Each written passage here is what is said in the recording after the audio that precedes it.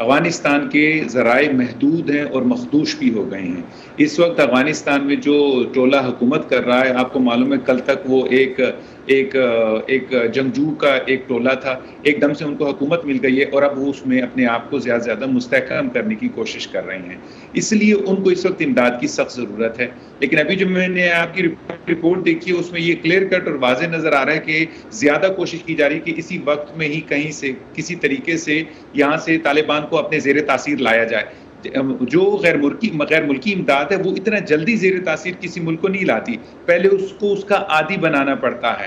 تو اگر امریکی امداد زیادہ سے زیادہ اور متسلسل کے ساتھ آتی رہے گی تو اس کے بعد آپ دیکھیں گے کہ عام عوام کی صحت پر بھی اثر پڑے گا اور اس کے بعد طالبان ایک دم سے زیر تاثیر بھی آ جائیں گے۔ تو اگر یہ امداد روک دی گئی تو اس کے کیا نتائج ہوں گے طالبان کی گورننس پر اور افغانستان کی معیشت پر؟ بہت خوبصورت اور بہت ہی ڈائریکٹ سوال کیا آپ نے۔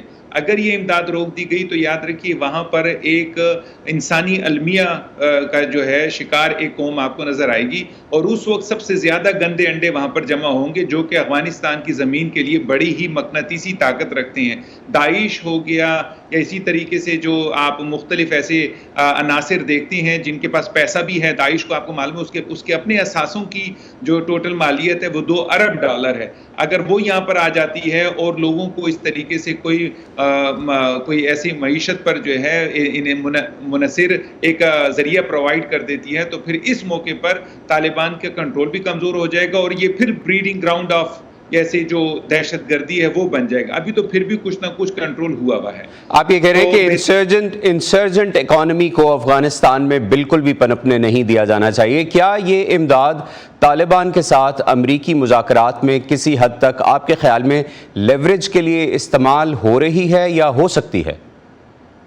دیکھیے ابھی تک تو ایسا نہیں نظر آ رہا کہ استعمال ہو رہی ہے، لیکن یہ ہو سکتی ہے۔ اس میں سب سے پہلے آپ دیکھ لیجئے بچیوں کی تعلیم، پھر اس کے بعد خواتین کا گھر سے باہر نکلنا اور خواتین کا نوکری پر جانا، یہ چند ایسی چیزیں جو کہ خاص طور پر شرائط رکھی جا سکتی ہیں۔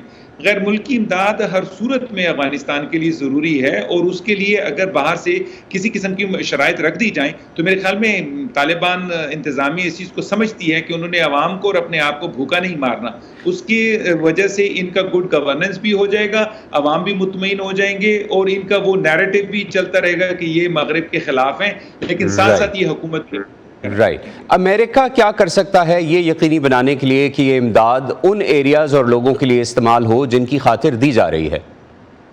ایک دفعہ پھر آپ کا بڑا ہی براہ راست سوال ہے۔ یاد رکھیے کہ امریکہ کبھی بھی کسی صورت میں بھی اس کو انشور نہیں کر سکتا۔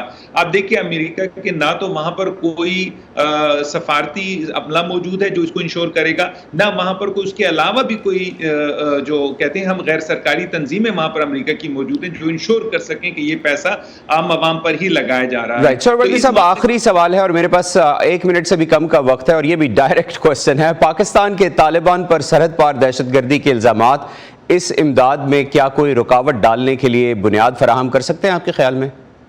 میرا نہیں خیال کہ پاکستان کے الزامات جو ہیں وہ یہاں پر کوئی رکاوٹ ڈال سکیں گے۔ میرا خیال یہ ہے کہ پاکستان کا جو معاملہ ہے وہ بالکل مختلف ہے اور وہ یہ ہے کہ جو TTP ہے تحریک طالبان پاکستان، وہ ان کی کمینگاہیں افغانستان میں موجود ہیں، بس ان کو ختم کر دیا جائے تو معاملات بہتر ہو سکتے ہیں۔ لیکن اس کے ساتھ پاکستان کبھی بھی یہ نہیں چاہے گا کہ امداد جو ہے اس کو ختم کر دیا، اس کی رسد کو ختم کر دیا جائے اور اس سے افغانستان میں طالبان انتظامیہ کمزور ہو جائے۔ یہ کبھی بھی کوئی بھی ہمسایہ ملک جو ہے وہ نہیں چاہے گا، وہ چاہیں گے کہ یہ مضبوط رہیں تاکہ بہتر رہے۔ بہت شکریہ سروردی صاحب، آپ نے ہمیں جوائن کیا اور ہمارے ساتھ اس پروگرام میں بات کی۔ آپ سے آئندہ بھی بات کرتے رہیں گے۔ Thank you so much for being with us.